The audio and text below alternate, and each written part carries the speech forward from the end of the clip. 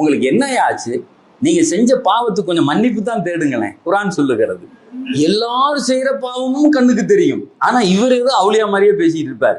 அல்லாஹ் சொன்னா, பாவமே செய்யாமல் ஒரு கூட்டம் நீங்கள் ஆகிவிட்டால் உங்களை அழித்து விட்டு இன்னொரு கூட்டத்தை கொண்டு வருவேன். அவன் பாவம் செய்வான், செய்து விட்டு என்னிடத்திலே வந்து மன்னிப்பு கேட்பான். அதுல என்ன தெரியுமா அர்த்தம்? என்னை மன்னிக்கிற ஒருத்தன் இருக்கிறான் அவன் நினைக்கிறான் இல்லையா, அதை நான் விரும்புறேன்டாங்கிறான். What a beautiful verse. யுர்சிலி ஸமா அலைக்கும் மித்ராரா. தொடர்படியாக வருகிற மேகங்களை அவன் உங்கள் மீது அனுப்பி வைப்பான்.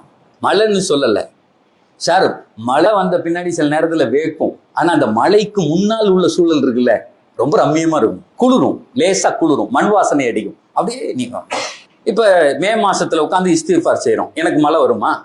அல்லாஹ் சொல்லுகிறான், ஊர்ல உள்ளவனுக்கு பூரா வெயில், நீ மட்டும் இஸ்திக்ஃபார் செய்து பார், அந்த மழை வந்தால் என்ன மனோநிலை ஏற்படுமோ அதை நான் ஏற்படுத்தி தருவேன்டா.